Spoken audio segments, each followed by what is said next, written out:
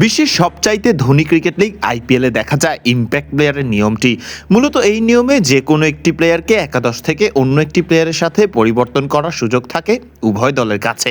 আন্তর্জাতিক ক্রিকেটে এই নিয়মটি না থাকলেও বিভিন্ন ফ্র্যাঞ্চাইজি ভিত্তিক ক্রিকেট লিগগুলোতে দেখা যায় এই নিয়মের ব্যবহার। সদ্য শেষ হওয়া বিপিএলে এই নিয়ম ছিল না। এবার অদম্য বাংলাদেশ টি-20 কাপে ইম্প্যাক্ট প্লেয়ারের নিয়ম পাবে দলগুলো। বিশ্বকাপ নিয়ে ব্যস্ততা না থাকায় বিসিবি সিদ্ধান্ত নিয়েছে আয়োজন করবে 3 দলীয় একটি টি-20 টুর্নামেন্ট, যা ক্রিকেটারদের ব্যস্ত রাখবে মাঠের ক্রিকেটে।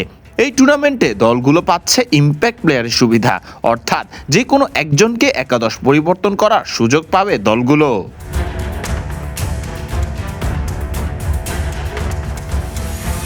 3 দলে 3 অধিনায়ক হিসেবে টুর্নামেন্টে আছেন নাজমুল হোসেন শান্ত, লিটন দাস এবং যুব বিশ্বকাপ জয়ী অধিনায়ক আকবর আলীর মতো ক্রিকেটারেরা। ধূমকেতু 11, দুর্বার 11 এবং দুরন্ত 11 নামে থাকছে 3টি দল। মোহাম্মদ সালাউদ্দিন এবং মোহাম্মদ আশরাফুল সহ কোচিং প্যানেলে আছেন মিজানুর রহমান, বাবুল, হান্নান সরকার, রাজিন সালে সহ তুষার ইমরানের মতো কোচেরাও। 5 ফেব্রুয়ারি থেকে মাঠে গড়াবে অদম্য বাংলাদেশ টি-20 কাপ নামক এই টুর্নামেন্টটি। 6 এবং 7 ফেব্রুয়ারি এর পর 9 ফেব্রুয়ারি ফাইনালের মাধ্যমে সমাপ্তি ঘটবে অদম্য বাংলাদেশ টি-20 কাপের। টুর্নামেন্টকে ঘিরে বিসিবি প্রাইজ মানি নির্ধারণ করেছে 2.5 কোটি টাকা। বলা যায় বিশ্বকাপ থেকে বঞ্চিত হওয়া ক্রিকেটাররা এই সময়তেও ব্যস্ত থাকবে মাঠের ক্রিকেটেই।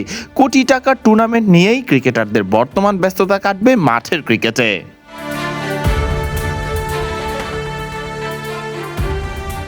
এর আগে আইপিএল থেকে মুস্তাফিজুর রহমানকে বাদ দেয়াকে কেন্দ্র করে নিরাপত্তার কারণ দেখিয়ে ভারতের মাটিতে বিশ্বকাপ না খেলার কথা জানায় বিসিবি।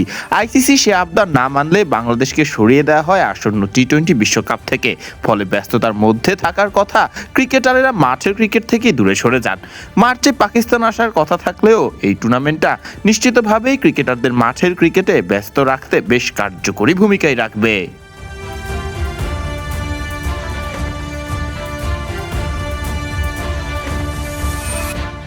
ফরদিন রহমান সকাল, বিডি ক্রিক টাইম।